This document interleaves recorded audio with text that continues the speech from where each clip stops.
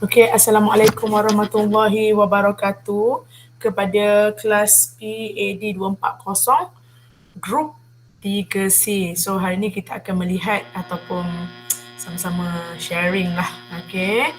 Daripada grup yang kedua, okey, pada week 10 dengan tajuk Describe the Ministries and the Portfolios of Malaysian Cabinet 2021 under Datuk Seri Ismail Sabri. So kita akan tengok untuk grup yang kedua ini present, ya. So kat sini madam kena highlightkan lah. So it means that dah settle lah. Kira lah. So madam nak yang grup-grup ni boleh tak letakkan week berapa yang kamu present supaya kita boleh yalah, kita boleh tengok lah. Kita tahu siapa yang akan present lepas ni. Okey. Seperti biasa, madam akan tengok kepada presentation. Ni rubrik kita.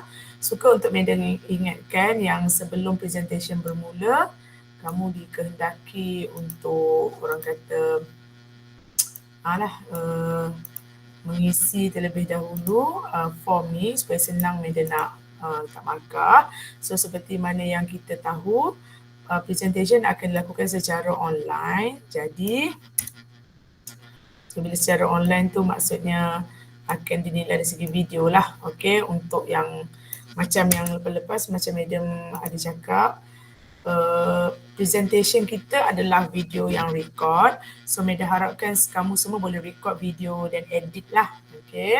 So seolah-olah macam kita duduk dekat depan-depan. So madam akan lihat beberapa kriteria.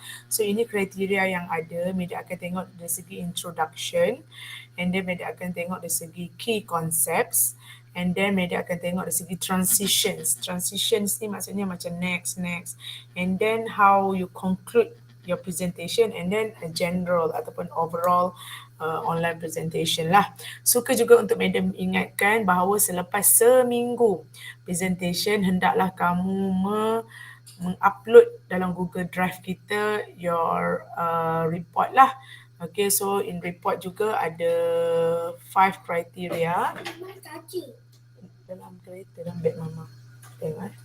Okay, kriteria seperti madam akan tengok kepada format, and then dia punya written academic discourse. Okay, clearly written academic discourse ni patutnya. Okay, so maksudnya orang nak tengok penulisan tu secara akademik ataupun tak. Okay, and then systematic ataupun tak, coherent ataupun, yang paling penting sekali bagi madam, originality. Okay, so madam, it's okay kalau kita nak rujuk sikit-sikit, but then kalau boleh kita guna ayat sendiri ataupun kita baca and then kita translate ayat kita sendiri, insyaAllah kamu akan lebih faham. Okey, untuk hari ini kita akan melihat menarik topik ni. Okey, tajuk kabinet. Sekejap, madam.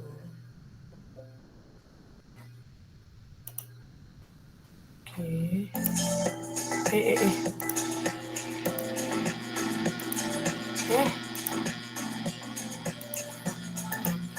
Belum. Okay.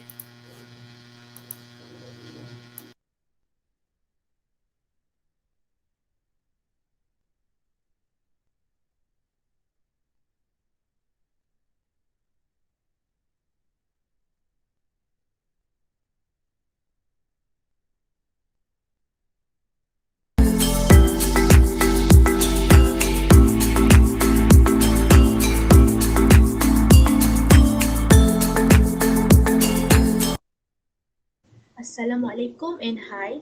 My name is Siti Norshafina binti Ahmad and my student ID is 20206-26598. Assalamualaikum warahmatullahi wabarakatuh, and hi, my name is Nur Fatin Shafika binti Muhammad. My student ID is 2020-821-398.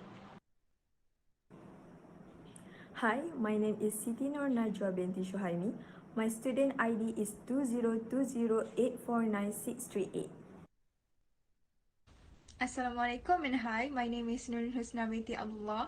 My student ID is 2020849458. I will start this presentation. Firstly, I want to talk about introduction. Malaysia's cabinet is the executive branch of the Malaysian government. The cabinet, led by the Prime Minister, is a group of ministers who are collectively accountable to Parliament. According to Article 43 of the Federal Constitution, cabinet members must be members of one of the two houses of Parliament. The Yang di-Pertuan Agong formally appoints all ministers on the advice of the Prime Minister. The Constitution is altered by deleting Clause 8 of the Article 43, which allows a member of the State Legislative Assembly to retain his or her status as a member even after being appointed as a minister or deputy minister in the cabinet. Ministers other than Prime Minister serve at the leisure of the Yang di-Pertuan Agong until the Yang di-Pertuan Agong revotes the appointment of any ministers on the advice of the Prime Minister. Any minister may leave post. In practice, the Yang di-Pertuan Agong is bound to follow the Prime Minister's advice regarding ministerial appointments and dismissals. The Yang di-Pertuan Agong named UMNO Vice President Ismail Sabri Yaakob as the nation's ninth Prime Minister on August 20 after being satisfied that he commanded the confidence of the majority in Parliament. The Ismail Sabri was formed on 21 August 2021 following Ismail Sabri Yaakob's nomination as Malaysia's Prime Minister. Apart from BN, this cabinet has the full support of the Malaysian Islamic Party, Gabungan Parti Sarawak, Parti Bersatu Sabah, and 4 independent members of the Dewan Rakyat, with the Malaysian United Indigenous Party of the Perikatan Nasional coalition providing conditional support. Ismail Sabri announced his cabinet of 31 ministers and 38 deputy ministers on 27 August 2021.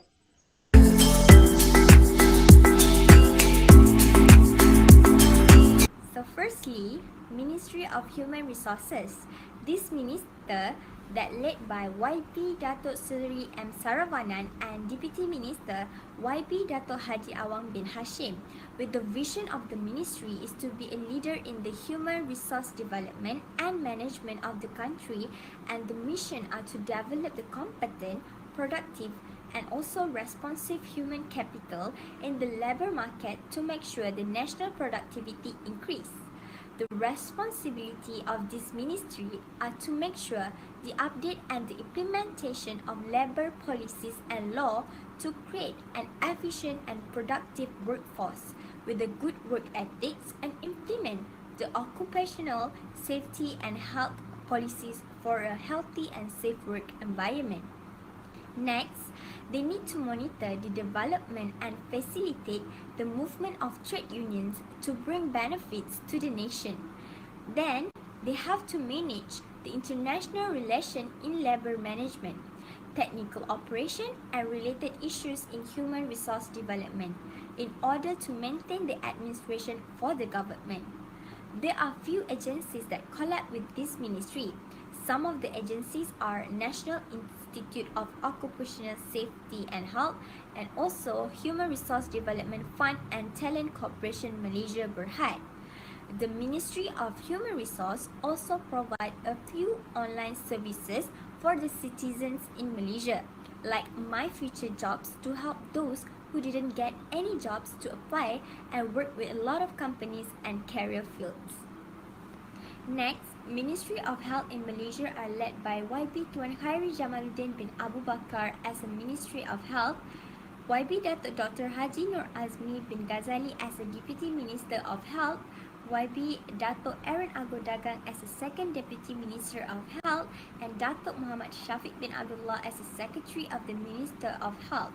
In this Ministry of Health, there is a Director of General Health that settle a lot of issue about the healthcare in Malaysia. He is Tan Sri Datuk Dr. Noor Hisham that took in charge to oversee the health departments in every state. With this current pandemic, his role are important. He being a frontman to calm everyone down with COVID-19 situation and update every day about the current people that got infected by the virus. So the function of the Ministry of Health are to make sure the citizen will get treated well with a good quality of services by quality doctors and healthcare workers. Then, the agencies that are together with this ministry are Institute for Health and Behaviour Research, National Cancer Institute, and also Institute for Public Health. The Ministry of Health also has so many programs under them. For instance, oral health program to make sure Malaysian citizens maintain an oral health status. Next, a vaccination program plan that are collaborate with the Ministry of Science, Technology and Innovation.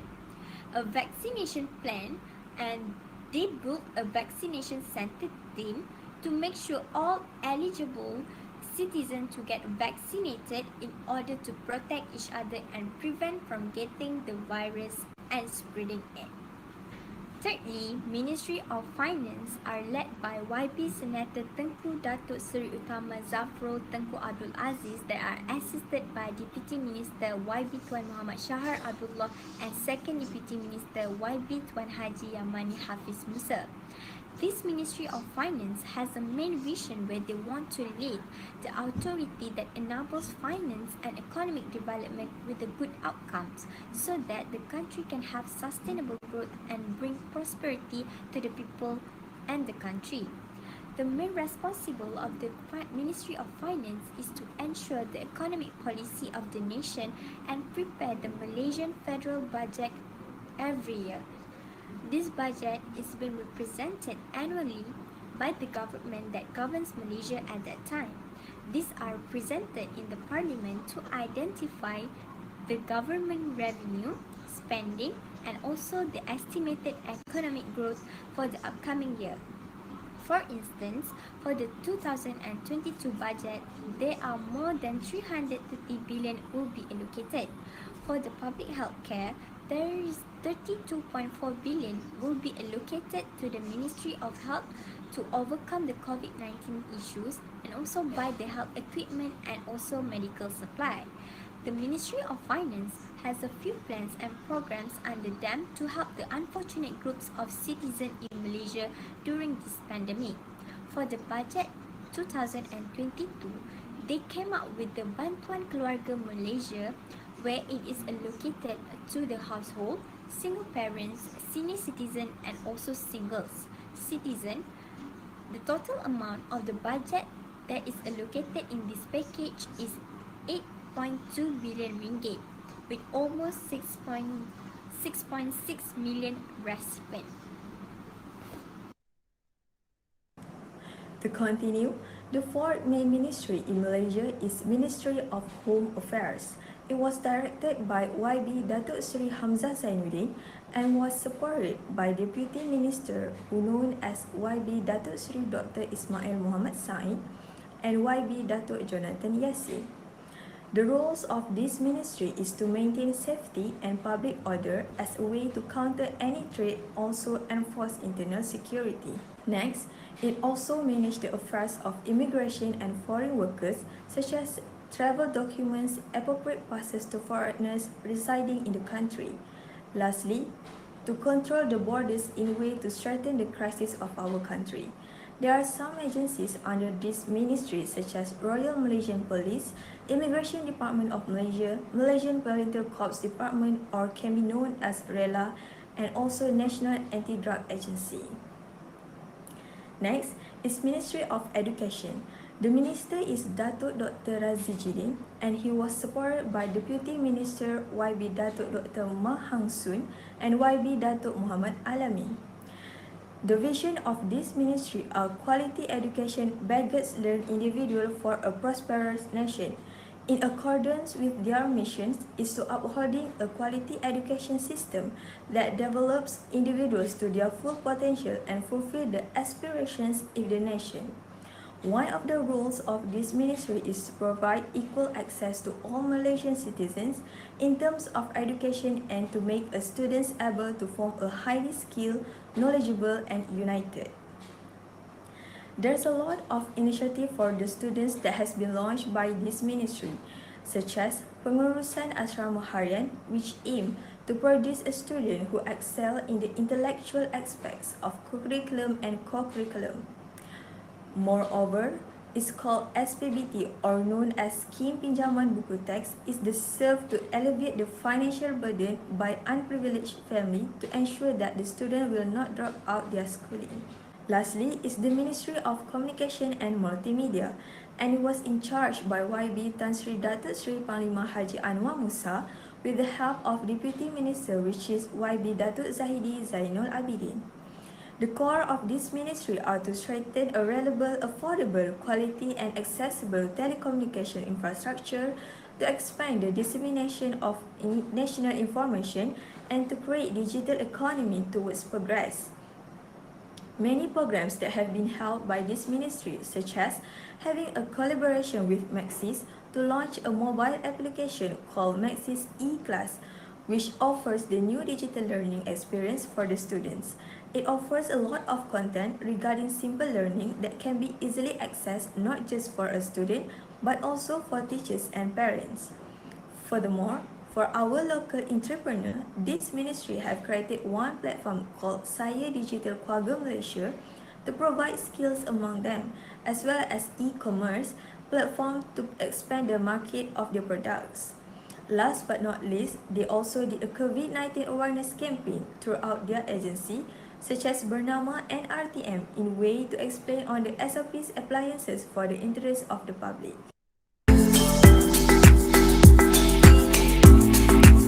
Within 100 days, there are a lot of achievements made by the ministries under the led of Datuk Ismail Sabri. For the Ministry of Human Resource, they have achieved 3 achievements within 100 days.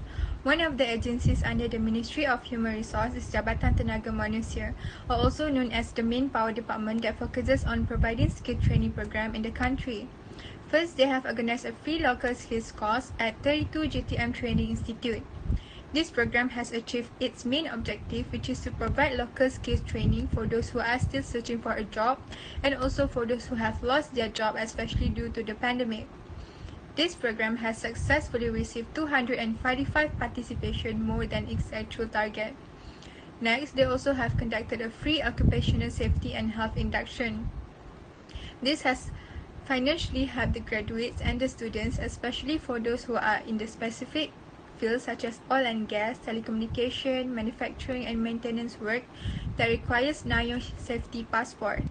Lastly, Human Resources Development Corporation has developed an initiative called Second Chances and Opportunities for People to Excel. This program has assisted about 1,000 of former detainees by providing them with options for generating income and employment. Moving on, the Ministry of Health has successfully conducted immunization program for kids aged 12 to 17. Next, they also have distributed Initiative COVID-19 Care Package for P40's family. Lastly, they have reduced the usage of hospital bed for COVID-19 patients. This is a proxy indicator that the serious COVID-19 cases has lessened since the immunization program has been conducted. For the achievements of Ministry of Finance, they have channeled 10 billion to 11 billion to the recipients of Keluarga Malaysia under People's Cares Assistance PPR and Special Assistance COVID-19 for them. Secondly, they channel 3 billion to at least 200 employers, saving 2 million employees under wages subsidy. Lastly, they have channeled an amount of 1 billion to 1 million micro PKS under initiative of the Special Concern Grant. For the achievements of Ministry of Home Affairs, they have established a recalibration plan for illegal immigrants. Recalibration plan for illegal immigrants is a program where they will voluntarily send those immigrants who have overstayed in Malaysia back into their country. Secondly, they have formed a single border agency nucleus team to strengthen the Malaysian border from outside threat. Lastly, they have dissolved the Border Security Agency and fully handed it over to PDRM. The 100 days achievements made by the Ministry of Education is the first one. They have upgraded and redeveloped schools that has a weak building so that they can guarantee the safety of the students. Secondly, they have constructed a multi-purpose open hall for curriculum and co-curricular activities. Thirdly, they have full automation of teacher placement and exchange management system. Moving on to the Ministry of Communication and Multimedia, The achievements that they have met within 100 days is, firstly, they have reopened back the creative industry activity. Secondly, they have distributed aids to creative digital industry and digital industry company. Thirdly, they have offered more affordable gadget and internet package to students and the family. This has helped the unfortunate students to adapt with the new normal online studies. Lastly, I will proceed about conclusions. As a result, there are a large number of ministries in the Malaysian Cabinet of Datuk Sri Ismail Sabri, which consists of 31 cabinet ministries and 38 deputy cabinet ministries. Furthermore, each ministry has been assigned a specific set of responsibilities which they are responsible for fulfilling. Consequently, the Malaysian government maintains a large number of ministries in order to ensure that all of the work assigned to each department is completed in a timely and organized manner. The Ministry of Human Resources, Ministry of Health, Ministry of Finance, Ministry of Home Affairs, Ministry of Education, and the Ministry of Communication and Multimedia are among the 6 important ministries overseen by Prime Minister Datuk Sri Ismail Sabri Yaakob in this new government. Each ministry has its own portfolio, which is seen by the Prime Minister.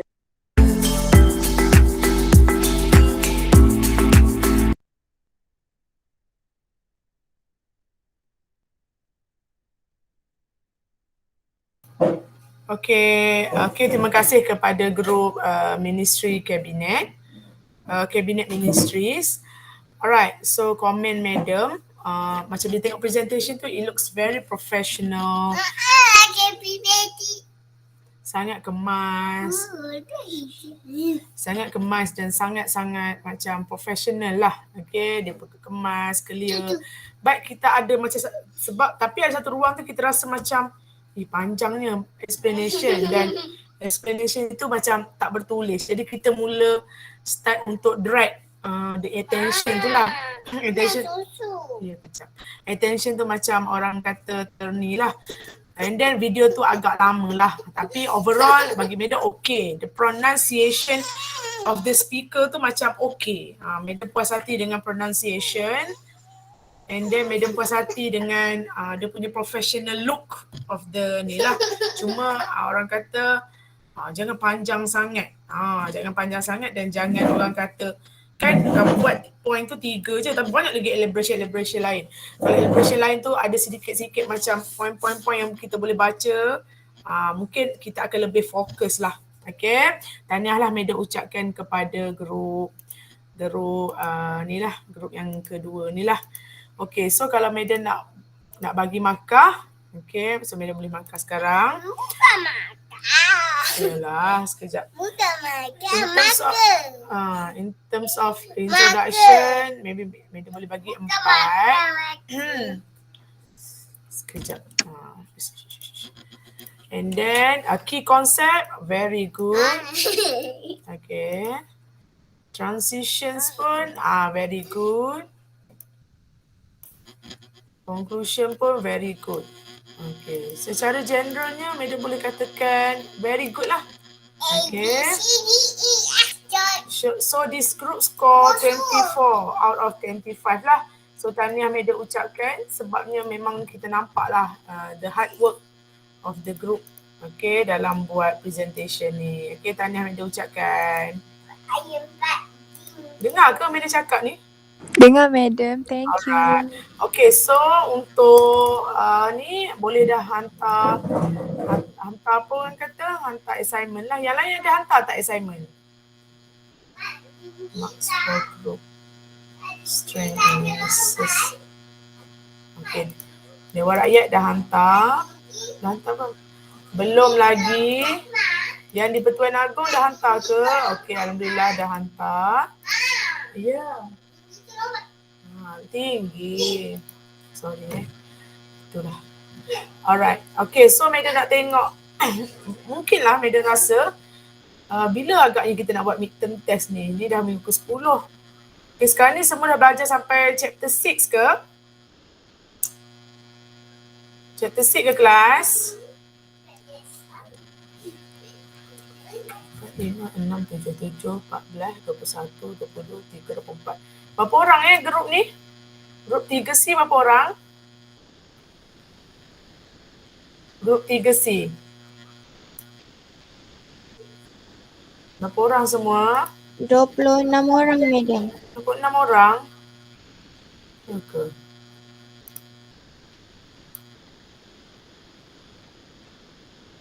Okey, 26 orang, betul. Tapi kenapa ada lagi yang tak hantar ni? Untuk yang chapter 1 ni. 1, 2, 3, 4, 5, 6, 7. 7, 14, 21, 23, 24. Dua orang tak hantar lagi. Siapa yang tak hantar lagi? Kan Madam check sekarang. Okey? Madam tak suka lah nak check-check ni. Kalau Madam check nanti, Madam dapat tahu siapa pula. Kan? Chapter tu, 1, 2, 3, 4, 5, 6, 7. 7, 14, 15, 16, 17, 19 orang. Lagi 6 orang tak hantar. Okey. Kejap. Awak nak marah ni.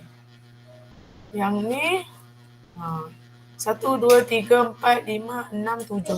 7, 14, 21, 22, 23. Still lagi tak cukup 3 orang. Tak ada yang cukup. Tak hidup pun ni. Sebab tak pasang lagi. Pasang lah. Kejap. 1, 2, 3, 4, 5, 6, 7. 7, 14, 21. Ni pun tak cukup lagi 5 orang. Banyak kalau 5 orang tu.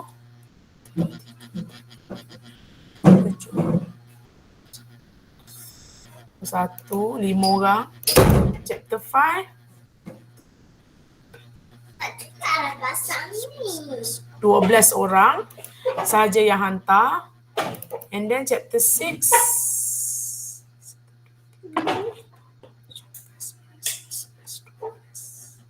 Okay, so Madam rasa memang kena check ni. Siapa yang tak hantar. Madam akan start dengan chapter 1. Ni kecilkan ni. Kecilkan.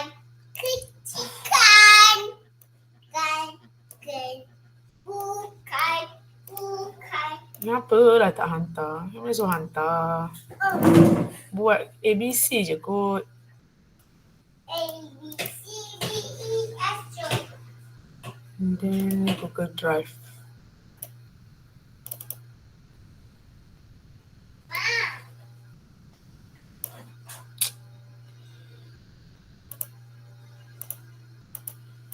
Ni untuk apa, Ma?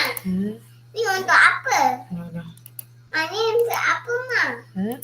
Ni untuk apa? Oh, makeup. Makeup. Makeup apa?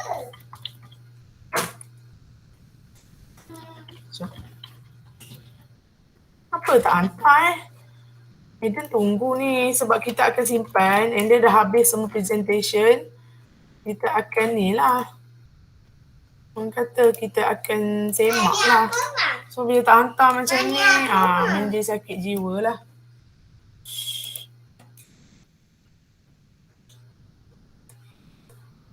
Ma, ni apa, Ma? Ni apa, Ma?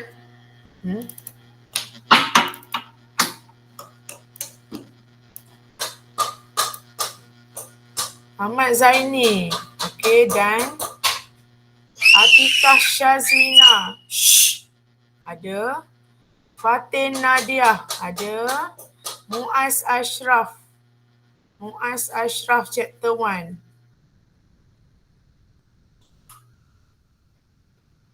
Sekejap ni dia baru nak submit.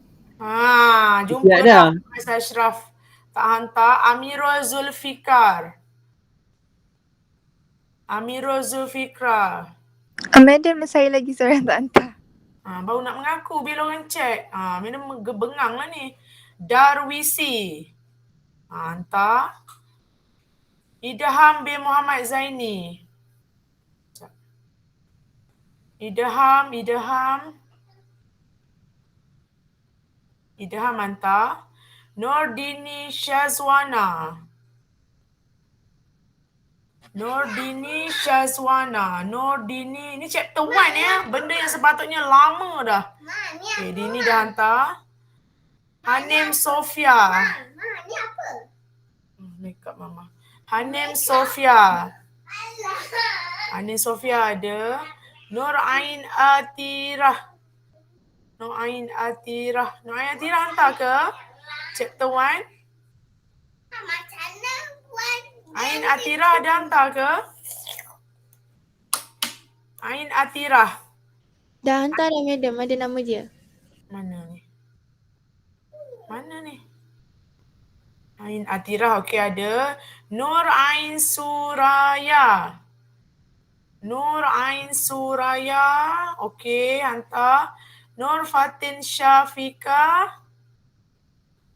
hantar. Nur Fatisha Najwa.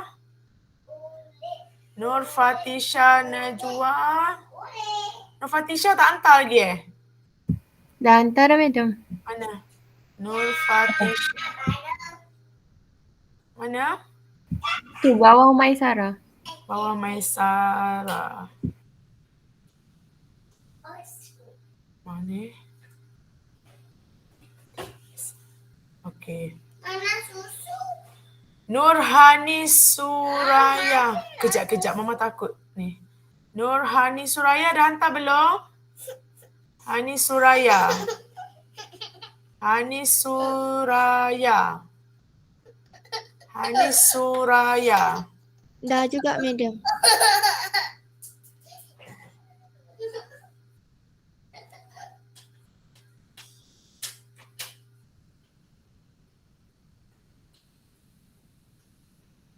Mana Hani Suraya? Cuba carikan untuk madam. Hanim Sofia kat bawah Darwish tu. Hani Suraya. Hani Suraya. Hani Sofia. Ni Ain Suraya. Hani Suraya binti Hamdan. Ada tak? Hani Suraya. Sekejaplah. Hani Suraya. Ada tak?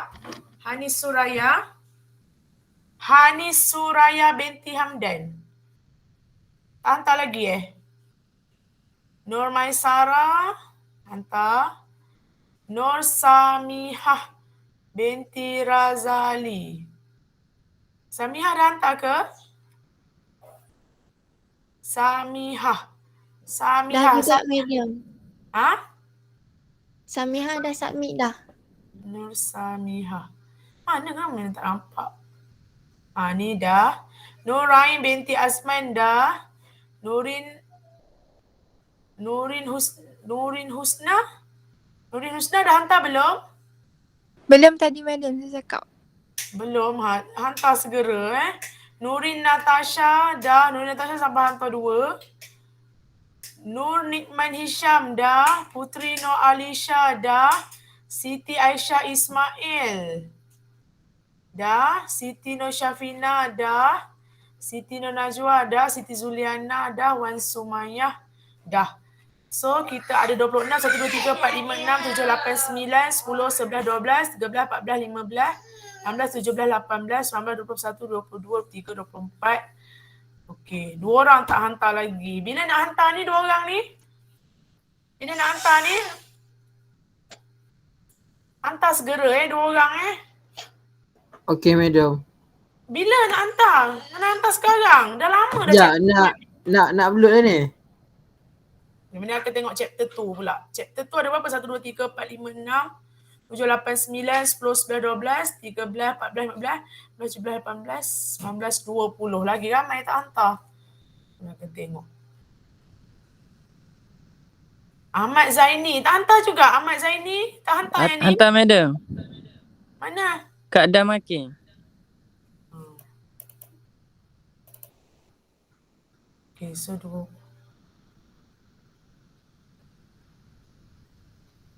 Yang ni macam okey.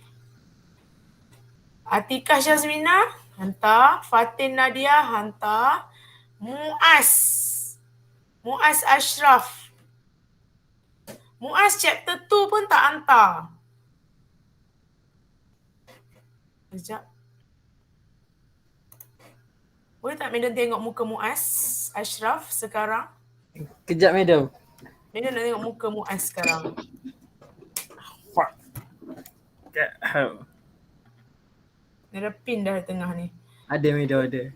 Tak, kenapa kamu tak hantar dah 2 chapter? Ni kalau Madam tengok chapter lain lagi ni, takut je kamu tak hantar. Kenapa Muaz? Saya siap Kamu dah ada madam, masalah? saya lupa submit. Kamu ada Tak masalah ada. internet ke? Kadang-kadang je. Okey, sekarang ni Madam ada masa, Madam nak semua siapkan. Semua. Madam malas lah nak check chapter-chapter yang lain. Mesti balik-balik yang sama juga. Boleh ke kalau Madam check, Madam pastikan semua siap. Dah siap, upload terus. Boleh ke? Boleh ke? Semua? Ni kelas Boleh, Madam.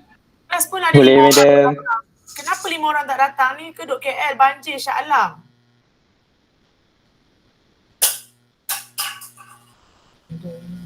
Lempar-lempar barang. Okey semua Madam nak siap lah 26. Okey, sebab ini sangat penting. Supaya kamu sentiasa keep up dengan ni. Okey? Alright, boleh ke semua? Boleh. Boleh, madam. Boleh, madam. Okey semua. Okey, terima kasih semua. Okey, Assalamualaikum. Waalaikumsalam. Thank you. Waalaikumsalam. Waalaikumsalam, madam. Thank you, madam.